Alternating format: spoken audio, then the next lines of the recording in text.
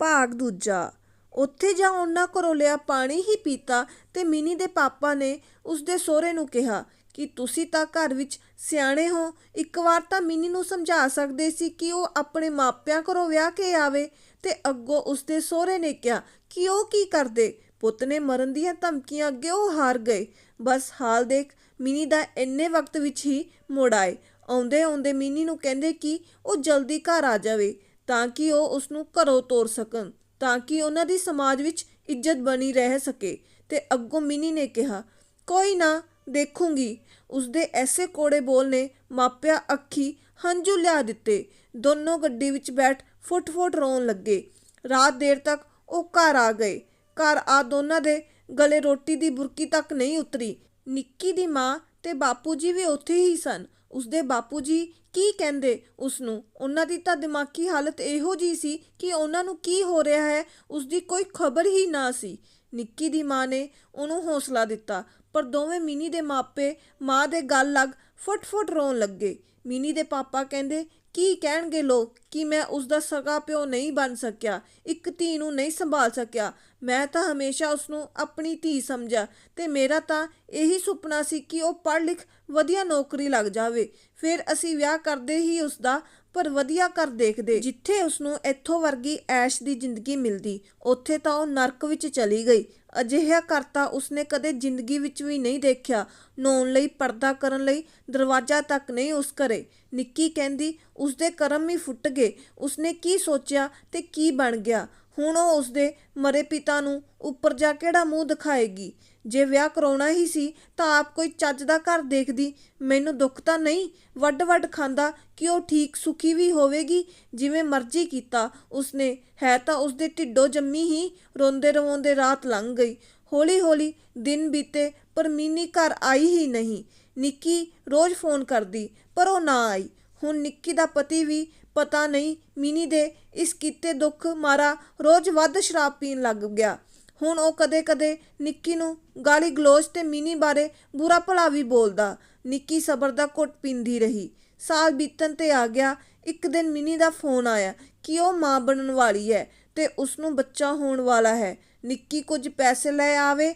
ਉਸਦੀ ਸੱਸ ਨੇ ਉਸਨੂੰ ਘਰੋਂ ਬਾਹਰ ਕੱਢ ਦਿੱਤਾ ਹੈ ਕਿਉਂਕਿ ਉਸਨੂੰ ਚੱਜ ਨਾਲ ਰੋਟੀ ਟੁੱਕ ਨਹੀਂ ਆਉਂਦਾ ਸੀ। ਨਿੱਕੀ ਸੁਣਦੇ ਸਾਰ ਹੀ ਬਸ ਫੜ ਆਪਣੀ ਧੀ ਕੋਲ ਭੱਜ ਗਈ। ਹੁਣ ਮਿਨੀ ਇੱਕ ਕਿਰਾਏ ਦੇ ਘਰ ਰਹਿ ਰਹੀ ਸੀ। ਉਸਨੇ ਨਿੱਕੀ ਨੂੰ ਫੋਨ ਕਰ ਕਿਰਾਏ ਦੇ ਘਰ ਦਾ ਪਤਾ ਦੱਸਿਆ। ਉੱਥੇ ਜਾ ਨਿੱਕੀ ਨੇ ਦੇਖਿਆ ਕਿ ਇੱਕ ਕਮਰਾ ਸੀ ਤੇ ਇੱਕ ਹੀ ਮੰਜਾ ਸੀ। ਮਿਨੀ ਦਰਦ ਨਾਲ ਮੰਜੇ ਤੇ ਪਈ ਕਲਪ ਰਹੀ ਸੀ। ਸਿਰਾਣੇ ਇੱਕ ਪੀੜੀ ਤੇ ਮਿਨੀ ਦਾ ਪਤੀ ਦੀਪਾ ਬੈਠਾ ਸੀ। ਨਿੱਕੀ ਨੇ ਜਾਂਦੇ ਸਾਰ ਕਿਹਾ ਕਿ ਮਿਨੀ ਨੂੰ ਹਸਪਤਾਲ ਕਿਉਂ ਨਹੀਂ ਭਰਤੀ ਕਰਵਾਇਆ ਗਿਆ। ਮਿਨੀ ਨੇ ਆਖਿਆ ਕਿ ਉਹਨਾਂ ਕੋਲ ਇੰਨੇ ਪੈਸੇ ਨਹੀਂ ਸਨ।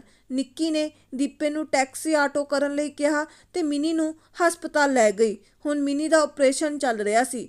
ਨਿੱਕੀ ਬਾਹਰ ਬੈਠੀ ਰੋ ਰਹੀ ਸੀ। ਦੀਪਾ ਇੱਕ ਖੁੰਝੇ ਲੱਗਿਆ ਖੜਾ ਸੀ। ਨਿੱਕੀ ਨੂੰ ਮਿਨੀ ਦੀ ਹਾਲਤ ਤੇ ਰੋਣਾ ਆ ਰਿਹਾ ਸੀ ਕਿ ਕਿਵੇਂ ਉਹ ਰਹਿ ਰਹੀ ਹੈ। ਨਾ ਸਿਰ ਤੇ ਚੱਜ ਦੀ ਛੱਤ, ਨਾ ਪੈਣ ਲਈ ਮੰਜਾ, ਬੈਠਣ ਦੀ ਵੀ ਥਾਂ ਨਹੀਂ ਸੀ।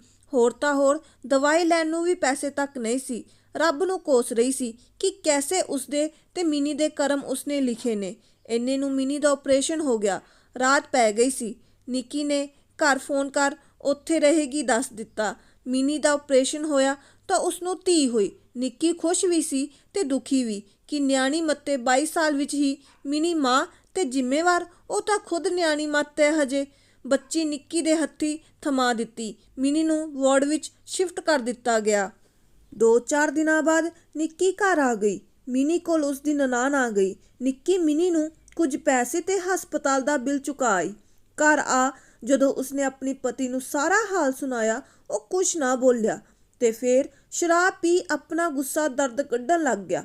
ਸ਼ਾਇਦ ਉਸਦੇ ਹੱਥ ਵੀ ਨਹੀਂ ਸੀ ਕਿ ਖੁੱਲ੍ਹ ਕੇ ਉਹ ਰੋ ਵੀ ਨਹੀਂ ਸੀ ਸਕਦਾ। ਦੂਜੇ ਦਿਨ ਨਿੱਕੀ ਦੀ ਮਾਂ ਤੇ ਭੈਣ ਆਈਆਂ। ਉਹਨਾਂ ਨੂੰ ਸਾਰਾ ਹਾਲ ਸੁਣਾਇਆ ਤਾਂ ਸਭ ਉਸਦੇ ਕਰਮਾਂ ਨੂੰ ਕੋਸ ਨਿੱਕੀ ਨੂੰ ਹੌਸਲਾ ਦੇ ਰਹੀਆਂ ਸਨ। ਉੱਧਰ ਨਿੱਕੀ ਦੀ ਭਾਬੀ ਨੇ ਬੜਾ ਚਿਰਾਂ ਬਾਅਦ ਅੱਜ ਫੋਨ ਕਰ ਨਿੱਕੀ ਨੂੰ ਖੂਬ ਸੁਣਾਈਆਂ ਤੇ ਕਿਹਾ ਕਿ ਉਸਨੂੰ ਮਿਨੀ ਨੂੰ ਬੇਦਖਲ ਕਰ ਦੇਣਾ ਚਾਹੀਦਾ ਸੀ। ਨਿੱਕੀ ਨੇ ਭਾਬੀ ਤੋਂ ਵੀ ਸੁਣੀਆਂ ਤੇ ਬਾਅਦ ਵਿੱਚ ਆਪਣੀ ਮਾਂ ਤੇ ਭੈਣ ਨੂੰ ਫੋਨ ਕਰਕੇ ਬਹੁਤ ਰੋਈ। ਉਹਨਾਂ ਨੂੰ ਕਿਹਾ ਕਿ ਉਹ ਆਪਣੀ ਧੀ ਨੂੰ ਕਿਵੇਂ ਬੇਦਖਲ ਕਰ ਸਕਦੀ ਹੈ। ਮਾਂ ਦਾ ਸੀਨਾ ਹੈ, ਉਸਦਾ ਫਿਰ ਵੀ ਉਹ ਇਕੱਲੀ ਉਸਦੇ ਸਹੁਰੇ ਵੀ ਨਹੀਂ ਪੁੱਛਦੇ ਉਸਨੂੰ। ਜੇ ਉਸਨੇ ਵੀ ਉਸਦੀ ਸਾਰ ਨਾ ਲਈ, ਕਿੱਥੇ ਜਾਊਗੀ ਉਹ? ਦਿਨ ਬੀਤੇ, ਨਿੱਕੀ ਵਿੱਚ ਜਾ ਉਸਨੂੰ ਮਿਲ ਆਉਂਦੀ। ਫਿਰ ਆਖਰ ਇੱਕ ਦਿਨ ਮਿਨੀ ਘਰ ਆ ਹੀ ਗਈ। ਗਰਮੀ ਦੇ ਦਿਨਾਂ ਆਣ ਨਿੱਕੀ ਕੋਲ ਰੋਣ ਲੱਗੀ। ਆਪਣੇ ਦੁੱਖ ਕਿ ਸਹੁਰੇ ਪੁੱਛਦੇ ਨਹੀਂ, ਦੀਪਾ ਕੋਈ ਕੰਮ ਨਹੀਂ ਕਰਦਾ ਤੇ ਕਿਰਾਏ ਦਾ ਘਰ ਹੈ, ਕਿਰਾਇਆ ਦੇਣ ਤੇ ਪੈਸੇ ਤੱਕ ਨਹੀਂ ਹਨ। ਇੱਕ ਦਿਨ ਤਾਂ ਉਹ ਬਿਨਾਂ ਰੋਟੀ ਖਾਧੀ ਹੀ ਸੋ ਗਈ। ਨਿੱਕੀ ਨਾਲੇ ਰੋਈ ਨਾਲੇ ਉਸਨੂੰ ਖੂਬ ਸੁਣਾਈਆਂ ਕਿ ਭੁਗਤੇ ਹੁਣ ਉਹੀ ਉਸਦਾ ਖੁਦ ਦਾ ਕੀਤਾ ਹੀ ਹੋਇਆ ਹੈ ਸਭ। ਮਿਨੀ ਹੁਣ ਚੁੱਪ ਕਰ ਸਭ ਸੁਣੀ ਜਾ ਰਹੀ ਸੀ। ਫਿਰ ਨਿੱਕੀ ਨੇ ਉਸਨੂੰ ਕੁਝ ਪੈਸੇ ਦੇ ਦਿੱਤੇ।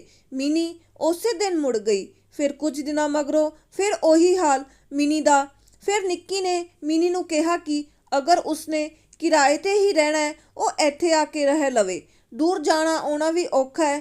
ਫਿਰ ਕੁਝ ਦਿਨਾਂ ਬਾਅਦ ਹੀ ਮਿਨੀ, ਉਸਦੀ ਧੀ ਤੇ ਦੀਪਾ ਨਿੱਕੀ ਦੇ ਕੁਝ ਦੂਰ ਘਰੀ ਕਿਰਾਏ ਤੇ ਰਹਿਣ ਲੱਗ ਗਏ। ਹੁਣ ਨਿੱਕੀ ਉਹਨਾਂ ਦਾ ਖਰਚ ਕਰਦੀ। ਮਿਨੀ ਦੇ ਪਾਪਾ ਨੇ ਕਹਿ ਸੁਣ ਦੀਪੇ ਨੂੰ ਕੱਪੜਿਆਂ ਦੀ ਦੁਕਾਨ ਉੱਪਰ ਲਗਵਾ ਦਿੱਤਾ। ਫਿਰ ਇੱਕ ਦਿਨ ਫੌਜ ਵਿੱਚੋਂ ਚਿੱਠੀ ਆਈ ਬੈਂਕ ਦੀ ਕਿ ਮਿਨੀ ਤੇ ਨਿੱਕੀ ਨਾਮੇ 2 FDਆਂ ਸਨ, ਜੋ ਕਿ ਨਿੱਕੀ ਦੇ ਪਹਿਲੇ ਪਤੀ ਨੇ ਉਹਨਾਂ ਦੋਵਾਂ ਦੇ ਨਾਮੇ ਕਰਵਾਈਆਂ ਸਨ। ਨਿੱਕੀ ਇਸ ਗੱਲੋਂ ਅਣਜਾਣ ਸੀ। ਹੁਣ ਉਸਦਾ ਵਕਤ ਪੂਰਾ ਹੋ ਚੁੱਕਾ ਸੀ। ਹਜ਼ਾਰਾਂ ਰੁਪਏ ਲੱਖਾਂ ਵਿੱਚ ਤਬਦੀਲ ਹੋ ਚੁੱਕੇ ਸਨ।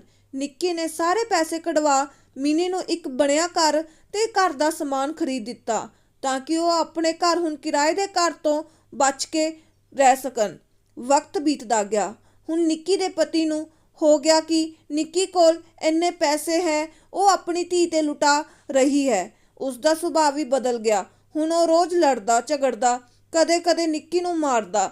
ਨਿੱਕੀ ਮਿਨੀ ਨੂੰ ਜੇ ਦੱਸਦੀ, ਉਹ ਉਲਟਾ ਨਿੱਕੀ ਨੂੰ ਹੀ ਬੋਲਦੀ। ਹੁਣ ਮਿਨੀ ਆਪਣੇ ਘਰ ਘੱਟ, ਨਿੱਕੀ ਘਰੇ ਹੀ ਰਹਿੰਦੀ। ਉੱਥੇ ਹੀ ਖਾਣਾ ਪੀਣਾ ਸਭ ਆਪ। ਮਿਨੀ ਕੰਮ ਨੂੰ ਹੱਥ ਨਾ ਲਗਾਉਂਦੀ। ਹੁਣ ਬਾਕੀ ਬੱਚਿਆਂ ਤੇ ਵੀ ਸਭ ਮਾਹੌਲ ਦਾ ਅਸਰ ਪੈ ਰਿਹਾ ਸੀ। ਸਭ ਵਿਗੜ ਰਹੇ ਸਨ। ਨਿੱਕੀ ਨੂੰ ਸਭ ਬੋਲਦੇ ਹਨ ਕਿ ਉਹ ਸਿਰਫ ਮਿਨੀ ਦੀ ਮਾਂ ਹੈ, ਉਹਨਾਂ ਦੀ ਨਹੀਂ। ਨਿੱਕੀ ਮਿਨੀ ਨੂੰ ਕਹਿੰਦੀ ਕਿ ਆਪਣੇ ਘਰ ਰਹੇ, ਪਰ ਮਿਨੀ ਫਿਰ ਉੱਥੇ ਹੀ ਰਹਿੰਦੀ ਤੇ ਤੰਗ ਕਰਦੀ ਨਿੱਕੀ ਨੂੰ। ਅਗਰ ਨਿੱਕੀ ਉਸਨੂੰ ਕੁਝ ਵੀ ਕਹਿੰਦੀ ਤਾਂ ਉੱਚੀ ਉੱਚੀ ਬੋਲਦੀ। ਨਿੱਕੀ ਦੇ ਸਭ ਭਾਈ ਭੈਣ ਉਸ ਨਾਲੋਂ ਮਿਨੀ ਕਰਕੇ ਘੱਟ ਚੁੱਕੇ ਸਨ। ਨਿੱਕੀ ਆਪਣੀ ਮਾਂ ਤੇ ਛੋਟੀ ਭੈਣ ਨਾਲ ਹੀ ਸਿਰਫ ਦੁੱਖ ਸਾਂਝਾ ਕਰਦੀ। ਹੁਣ ਮਿਨੀ ਨੇ ਕੁਝ ਪੈਸੇ ਪਾ ਦੀਪੇ ਨੂੰ ਟੈਕਸੀ ਪਾ ਦਿੱਤੀ, ਪਰ ਫਿਰ ਵੀ ਮਿਨੀ ਦਾ ਉਹੀ ਹਾਲ ਰਿਹਾ। ਉਹ ਖਾਣਾ ਪੀਣਾ ਸਭ ਨਿੱਕੀ ਕੋਲ ਤੇ ਆਪਣੇ ਪੈਸੇ ਘੁੰਮਣ ਫਿਰਨ ਤੇ ਉਡਾਉਣ ਲੱਗੇ। ਉਸਦਾ ਪਤੀ ਵੀ ਸ਼ਰਾਬ ਪੀ ਕੇ ਗਾਲਾਂ ਕੱਢਦਾ, ਉਸਨੂੰ ਤਲਾਕ ਦੇ ਛੱਡ ਕੇ ਜਾਣ ਦੀਆਂ ਨਿੱਕੀ ਨੂੰ ਧਮਕੀਆਂ ਦਿੰਦਾ ਕਿ ਉਹ ਆਪਣੇ ਬੱਚੇ ਲੈ ਚਲਾ ਜਾਏਗਾ। ਹੁਣ ਉਸਦੇ ਬੱਚੇ ਵੱਡੇ ਹੋ ਗਏ ਹਨ। ਅਗਰ ਉਹ ਉਹਨਾਂ ਨਾਲ ਰਹਿਣਾ ਚਾਹੁੰਦੀ ਹੈ, ਸਭ ਪੈਸੇ ਜਗ੍ਹਾ ਉਸਦੇ ਨਾਮ ਕਰਵਾਵੇ। ਨਿੱਕੀ ਇਹ ਗੱਲਾਂ ਸੁਣ ਹੈਰਾਨ ਰਹਿ ਗਈ। ਉਸਨੇ ਆਪਣੀ ਧੀ ਮਿਨੀ ਨਾਲ ਆਪਣੀ ਗੱਲ ਸਾਂਝੀ ਕੀਤੀ, ਪਰ ਉਹ ਉਸਦਾ ਜਵਾਬ ਸੁਣ ਕੇ ਦੰਗ ਰਹਿ ਗਈ। ਮਿਨੀ ਨੇ ਕਿਹਾ ਕਿ ਉਸ ਕੋਲ ਕਿੰਨੇ ਕੁ ਪੈਸੇ ਹਨ, ਉਹ ਜਗ੍ਹਾ ਪਾਪਾ ਨਾਮ ਤੇ ਪੈਸੇ ਸਾਨੂੰ ਦੇ ਦੇਵੇ। ਸਾਰੇ ਰਿਸ਼ਤਿਆਂ ਦਾ ਚਿਹਰਾ ਪੈਸਿਆਂ ਖਾਤਰ ਬਦਲ ਰਿਹਾ ਸੀ। ਨਿੱਕੀ ਦੇਖ ਰਹੀ ਸੀ ਕਿ ਉਸਦੀ ਆਪਣੀ ਧੀ ਵੀ ਪੈਸਿਆਂ ਖਾਤਰ ਬਦਲ ਰਹੀ ਸੀ। ਨਿੱਕੀ ਦੇ ਹੁਣ ਇਹ ਗੱਲਾਂ ਦਿਲ ਵਿੱਚ ਘਰ ਉਸਨੂੰ ਅੰਦਰੋਂ ਅੰਦਰ ਖੋਖਲਾ ਕਰ ਰਹੀਆਂ ਸਨ। ਉਧਰ ਨਿੱਕੀ ਦੇ ਵੀਰੇ ਦੀ ਖਬਰ ਉਸਨੂੰ ਮਿਲੀ ਕਿ ਉਸਦੇ ਭਰਾ ਨੂੰ ਅਟੈਕ ਹੋ ਗਿਆ ਹੈ ਤੇ ਗੰਭੀਰ ਰੂਪ ਵਿੱਚ ਉਹ ਹਸਪਤਾਲ ਦਾਖਲ ਹੈ। ਉਸਨੇ ਆਪਣੇ ਪਤੀ ਨੂੰ ਕਿਹਾ ਸਾਥ ਚੱਲਣ ਲਈ, ਪਰ ਉਸਦੇ ਪਤੀ ਨੇ ਜਵਾਬ ਦੇ ਦਿੱਤਾ ਕਿ ਉਸਨੂੰ ਜਾਣ ਦੀ ਕੋਈ ਲੋੜ ਨਹੀਂ। ਉਹ ਮਿੰਨਤਾਂ ਕਰਦੀ ਰਹੀ, ਪਰ ਜਦੋਂ ਉਸਦੇ ਪਤੀ ਨੇ ਨਾ ਸੁਣੀ, ਦੂਜੇ ਦਿਨ ਇਕੱਲੀ ਹੀ ਚਲੀ ਗਈ। ਰੱਬ ਦੀ ਕਿਰਪਾ ਨਾਲ ਉਸਦੇ ਭਰਾ ਨੂੰ ਮੌਕੇ ਤੇ ਸੰਭਾਲ ਲਿਆ ਗਿਆ, ਪਰ ਡਾਕਟਰਾਂ ਨੇ ਉਸਨੂੰ ਜ਼ਿਆਦਾ ਲੋੜ ਵਾਲੀ ਕੋਈ ਵੀ ਗੱਲ ਦੱਸਣੋਂ ਮਨਾ ਕਰ ਦਿੱਤਾ। ਕੁਝ ਦਿਨਾਂ ਵਿੱਚ ਉਸਦੇ ਵੀਰ ਨੂੰ ਹਸਪਤਾਲੋਂ ਛੁੱਟੀ ਹੋ ਗਈ। ਫਿਰ ਉਹ ਆਪਣੇ ਵੀਰ ਨੂੰ ਘਰ ਮਿਲਣ ਗਈ, ਪਰ ਉੱਥੇ ਜਾ ਉਸਦੀ ਭਾਬੀ ਨੇ ਉਸਨੂੰ ਬਹੁਤ ਤਾਨੇ ਮਿਹਣੇ ਦਿੱਤੇ ਮਿਨੀ ਦੇ, ਤੇ ਕਿਹਾ ਕਿ ਅੱਜ ਕਿਵੇਂ ਯਾਦ ਆ ਗਈ ਵੀਰ ਦੀ। ਨਾ ਇੰਨੇ ਟਾਈਮ ਤੋਂ ਉਸਨੇ ਕੋਈ ਖਬਰ ਲਈ। ਨਿੱਕੀ ਕਹਿੰਦੀ ਵੀ ਕਿ ਉਹ ਖੁਦ ਦੇ ਹਾਲਾਤਾਂ ਬਾਰੇ ਕੀ ਦੱਸਦੀ ਆਪਣੀ ਭਾਬੀ ਨੂੰ। ਉਸਨੇ ਦੱਸੇ ਤੇ ਹੋਰ ਵੀ ਤਾਨੇ ਮਿਹਣੇ ਦੇ ਉਸਨੂੰ ਜਲੀਲ ਕਰਨਾ ਸੀ। ਭਰਾ ਦੀ ਖਬਰ ਸਾਰ ਲੈ ਉਹ ਭਰੇ ਦਿਲ ਨਾਲ ਸਭ ਸੁਣ ਮੁੜ ਆਈ। ਮਿਨੀ ਕਾਰਨ ਹੁਣ ਉਸਦੀ ਮਾਂ ਤੇ ਭੈਣ ਵੀ ਆਉਣੋਂ ਘੱਟ ਗਈਆਂ ਸਨ। ਉਹ ਬਸ ਹੁਣ ਹਰ ਰੋਜ਼ ਫੋਨ ਕਰ ਦੁੱਖ ਸੁੱਖ ਸਾਂਝੇ ਕਰਦੀਆਂ। ਦਿਨ ਬੀਤੇ, ਹੁਣ ਨਿੱਕੀ ਨੂੰ ਘਰ ਹੋਰ ਵੀ ਤੰਗ ਕਰਨ ਲੱਗ ਗਏ। ਉਸਦਾ ਪਤੀ ਬਸ ਹੁਣ ਉਸਦੀ ਦੌਲਤ ਲੈ ਉਸਨੂੰ ਛੱਡ ਕੇ ਜਾਣਾ ਚਾਹੁੰਦਾ ਸੀ। ਮਿਨੀ ਵੀ ਬਸ ਰੋਜ਼ ਪੈਸੇ ਖਿੱਚਣ ਲਈ ਸੋਚਦੀ ਰਹਿੰਦੀ। ਹੁਣ ਨਿੱਕੀ ਦੇ ਸਕੂਲ ਵਿੱਚੋਂ ਰਿਟਾਇਰ ਹੋਣ ਦਾ ਸਮਾਂ ਵੀ ਨੇੜੇ ਆ ਰਿਹਾ ਸੀ। ਮਿਨੀ ਤੇ ਉਸਦੇ ਪਤੀ ਦੀ ਅੱਖ ਹੁਣ ਉਸਨੂੰ ਸਕੂਲੋਂ ਮਿਲਣ ਵਾਲੇ ਪੈਸਿਆਂ ਤੇ ਸੀ। ਹੁਣ ਉਸਦਾ ਪਤੀ ਤੇ ਦੀਪਾ ਦੋਨੋਂ ਰਲ ਕੇ ਸ਼ਰਾਬ ਪੀਂਦੇ ਤੇ ਉਸਨੂੰ ਬੋਲਦੇ। ਕਦੇ ਕਦੇ ਉਸਦਾ ਪਤੀ ਉਸਨੂੰ ਕੁੱਟਦਾ। ਇੱਕ ਦਿਨ ਉਹ ਥਾਣੇ ਚਲੀ ਗਈ, ਪਰ ਉਸਦੇ ਪਤੀ ਨੇ ਥਾਣੇ ਦੇ ਪੈਸੇ ਦੇ ਗੱਲ ਮੁਕਾ ਲਈ। ਹੁਣ ਨਿੱਕੀ ਡਰੀ ਡਰੀ ਰਹਿੰਦੀ, ਬਸ ਆਪਣੀ ਭੈਣ ਨਾਲ ਦੁੱਖ ਸੁੱਖ ਸਾਂਝਾ ਕਰਦੀ। ਇੱਕ ਦਿਨ ਉਹ ਆਪਣੇ ਪੇਕੇ ਵੀ ਚਲੀ ਗਈ, ਪਰ ਉਸਦੀ ਬੁੱਢੀ ਮਾਂ ਇਕੱਲੀ ਕਰ ਵੀ ਕੀ ਸਕਦੀ ਸੀ। ਉਸਦੇ ਭਰਾ ਨੂੰ ਉਸਨੇ ਦੱਸਣਾ ਠੀਕ ਨਹੀਂ ਸਮਝਿਆ, ਉਸਦੀ ਬਿਮਾਰੀ ਕਰਕੇ। ਫਿਰ ਨਿੱਕੀ ਵਾਪਸ ਆਪਣੇ ਘਰ ਆ ਗਈ। ਫਿਰ ਉਸਦੀ ਭੈਣ ਜੀਜੇ ਆ ਕੇ ਵੀ ਉਸਦੇ ਪਤੀ ਨੂੰ ਸਮਝਾਇਆ, ਪਰ ਉਹ ਉਹਨਾਂ ਨੂੰ ਵੀ ਬੋਲਣ ਲੱਗ ਗਿਆ। ਮਿਨੀ ਤਾਂ ਬਸ ਸਿਰਫ ਪੈਸੇ ਲਈ ਹੀ ਹੁਣ ਅੰਨੀ ਹੋਈ ਸੀ।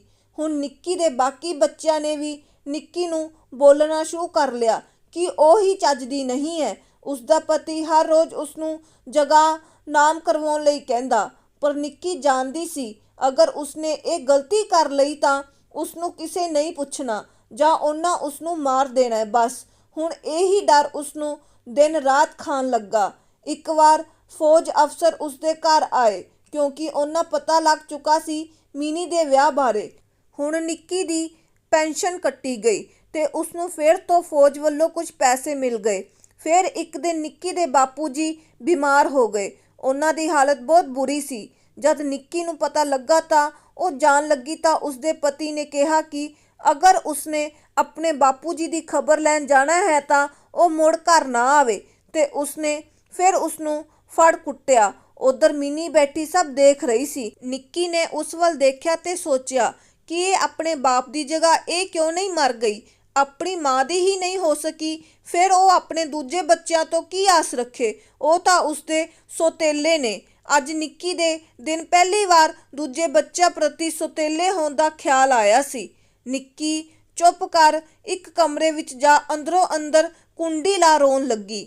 ਉਸਦੇ ਪਤੀ ਨੇ ਭੱਜ ਕੇ ਦਰਵਾਜ਼ਾ ਭੰਨਿਆ ਤੇ ਨਿੱਕੀ ਨੇ ਕਿਹਾ ਕਿ ਕੋਈ ਗੱਲ ਨਹੀਂ, ਉਹ ਮਰਨ ਨਹੀਂ ਲੱਗੀ। ਨਿੱਕੀ ਦਾ ਪਤੀ ਸੋਚ ਰਿਹਾ ਸੀ ਅਗਰ ਨਿੱਕੀ ਮਰ ਗਈ ਤਾਂ ਉਸਦੀ ਜਗ੍ਹਾ ਦਾ ਅਗਲਾ ਵਾਰਿਸ ਨਿੱਕੀ ਦੇ ਬਾਪੂ ਜੀ ਸਨ।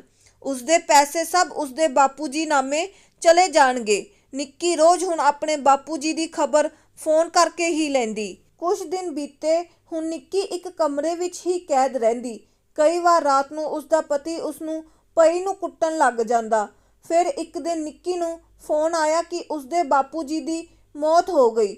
ਫਿਰ ਕੀ ਸੀ, ਹੁਣ ਨਿੱਕੀ ਨੇ ਬਿਨਾਂ ਆਪਣੇ ਪਤੀ ਨੂੰ ਪੁੱਛੇ ਦੱਸੇ ਇਕੱਲੀ ਚਲੇ ਗਈ। ਉਸਦੀ ਭਾਬੀ ਫਿਰ ਤਾਨੇ ਮਾਰੇ ਕਿ ਜਿਉਂਦੇ ਜੀ ਉਸਨੇ ਆਪਣੇ ਬਾਪੂ ਜੀ ਆਣ ਖਬਰ ਵੀ ਨਹੀਂ ਪੁੱਛੀ ਤੇ ਆ ਕੇ ਹੁਣ ਲੋਕ ਦਿਖਾਵਾ ਰੋਣ ਲੱਗ ਗਈ। ਨਿੱਕੀ ਚੁੱਪ ਕਰ ਸੁਣ ਰਹੀ ਸੀ, ਕਿਉਂਕਿ ਆਪਣੀ ਭਾਬੀ ਦੇ ਕਹਿਣ ਤੋਂ ਵੱਧ ਦੁੱਖ ਉਸਨੂੰ ਆਪਣੇ ਬਾਪੂ ਜੀ ਦਾ ਸੀ ਤੇ ਗੁੱਸਾ ਆਪਣੇ ਆਪ ਤੇ ਸੀ ਕਿ ਉਸਨੇ ਆਪਣੇ ਬਾਪੂ ਦਾ ਜਿਉਂਦੇ ਤੱਕ ਰਾਹ ਦੇਖ ਉਸਨੂੰ ਪਾਣੀ ਦੀ ਘੁੱਟ ਨਹੀਂ ਦੇ ਸਕੀ। ਕੈਸੀ ਧੀ ਜੋ ਆਪਣੇ ਮਰਦੇ ਪਏ ਬਾਪ ਦੀ ਆਣ ਖਬਰ ਤੱਕ ਨਹੀਂ ਪੁੱਛ ਸਕੀ। ਕੀ ਕਰਨਾ ਉਸਨੇ ਐਸੀ ਜ਼ਿੰਦਗੀ ਦਾ।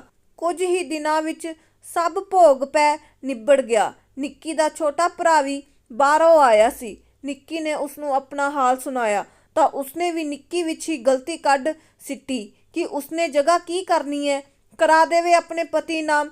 ਨਿੱਕੀ ਚੁੱਪਚਾਪ ਉੱਥੋਂ ਖਿਸਕ ਕਰ ਆ ਗਈ। ਘਰ ਆ ਕੇ ਆਪਣੇ ਸਾਰੇ ਬਦਲੇ ਰਿਸ਼ਤਿਆਂ ਬਾਰੇ ਸੋਚ ਰਹੀ ਸੀ, ਪਰ ਸਭ ਤੋਂ ਵੱਧ ਉਸਨੂੰ ਬਦਲੇ ਰਿਸ਼ਤੇ ਆਪਣੀ ਧੀ ਦਾ ਦੁੱਖ ਸੀ ਕਿ ਆਖਰ ਕੀ ਕਮੀ ਰਹੀ ਉਸਦੇ ਪਾਲਣ ਵਿੱਚ ਤੇ ਪਿਆਰ ਵਿੱਚ। ਉਧਰ ਉਸਦੀ ਛੋਟੀ ਭੈਣ ਦੇ ਘਰ ਇੱਕ ਦਿਨ ਟੀਵੀ ਤੇ ਨਿਊਜ਼ ਆ ਰਹੀਆਂ ਸਨ ਕਿ ਭਾਰਤ ਦੇ ਕੁਝ ਜਵਾਨ ਸ਼ਹੀਦ ਹੋ ਗਏ ਹਨ, ਤਾਂ ਉਸਦੇ ਪਤੀ ਨੇ ਕਿਹਾ ਕਿ ਇਹ ਸੁਣ ਕਿ ਸ਼ਹੀਦ ਹੋਏ ਹੈ ਜਾਂ ਆਪਣੇ ਫਾਇਦੇ ਲਈ ਮਰਵਾ ਦਿੱਤੇ। ਸਰਕਾਰ ਮੰਤਰੀ ਸਭ ਦੂਜਿਆਂ ਨਾਲ ਮੇਲ ਮਿਲਾਪ ਰੱਖਦੇ ਤੇ ਬਾਰਡਰਾਂ ਤੇ ਸ਼ਹੀਦ ਹੁੰਦੇ ਆਮ ਲੋਕ, ਗਰੀਬ ਜਨਤਾ, ਆਪਣੇ ਵੀ ਤੇ ਦੂਜਿਆਂ ਦੇ ਵੀ। ਇੰਨਾ ਸੁਣ ਉਸਦੇ ਕੋਲ ਬੈਠੀ ਉਸਦੀ ਛੋਟੀ ਧੀ ਨੇ ਕਿਹਾ, ਪਾਪਾ ਤੁਸੀਂ ਕਿਉਂ ਫੌਜ ਦੀ ਨੌਕਰੀ ਛੱਡ ਦਿੱਤੀ ਸੀ?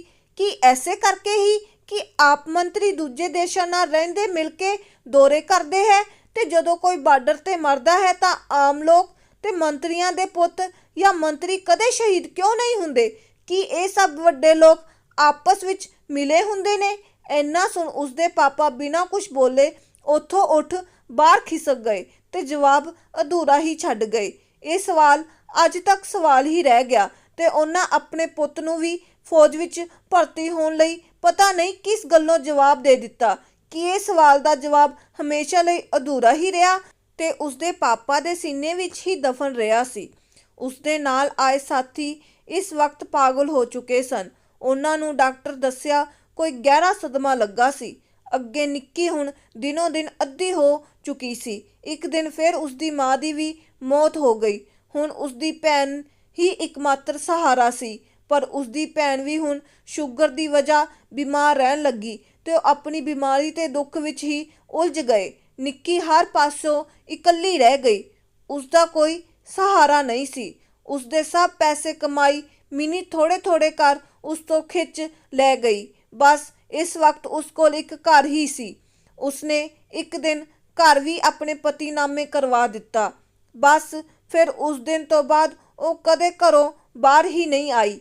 ਮਹੀਨਾ ਭਰ ਅੰਦਰ ਹੀ ਰਹੀ।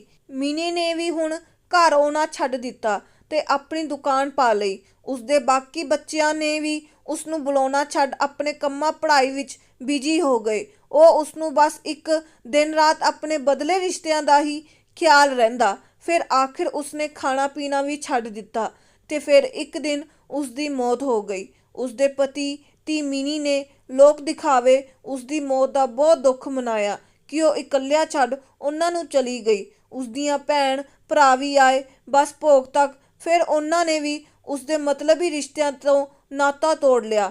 ਏਦਾਂ ਨਿੱਕੀ ਦੇ ਸੁਪਨੇ ਚਾਹ ਅਧੂਰੇ ਤੇ ਮਰੇ ਬਦਲੇ ਰਿਸ਼ਤੇ ਨਾਤੇ ਸਭ ਉਸਦੇ ਨਾਲ ਹੀ ਚਲੇ ਗਏ। ਉਸਦੀ ਮੌਤ ਇੱਕ ਜਾਂਦੇ ਜਾਂਦੇ ਸਵਾਲ ਛੱਡ ਗਈ ਕਿ ਨਿੱਕੀ ਦੀ ਮੌਤ ਹੋਈ ਜਾਂ ਕਤਲ। ਦੇਖਿਆ ਜਾਵੇ ਤਾਂ ਨਿੱਕੀ ਦਾ ਕਤਲ ਹੋਇਆ ਤੇ ਉਸਦਾ ਕਤਲ ਉਸਦੇ ਬਦਲੇ ਰਿਸ਼ਤੇ ਤੇ ਉਸਦੀ ਧੀ ਹੈ ਜਿਸਨੇ ਆਪਣੀ ਮਾਂ ਨਾਲ ਦੁਸ਼ਮਣਾਂ ਵਾਂਗ ਵਿਵਹਾਰ ਕੀਤਾ। ਬਾਕੀ ਸਭ ਉਸਦੇ ਰਿਸ਼ਤੇ ਹੀ ਉਸਦੇ ਕਾਤਲ ਸਨ, ਪਰ ਲੋਕਾਂ ਦੀ ਨਜ਼ਰ ਵਿੱਚ ਉਸਦੀ ਮੌਤ ਹੋਈ ਸੀ। ਬਸ ਇਸੇ ਤਰ੍ਹਾਂ ਨਿੱਕੀ ਦੀ ਕਹਾਣੀ ਨਿੱਕੀ ਵਾਂਗ ਨਿੱਕੀ ਹੀ ਰਹਿ ਗਈ। ਧੰਨਵਾਦ ਜੀ।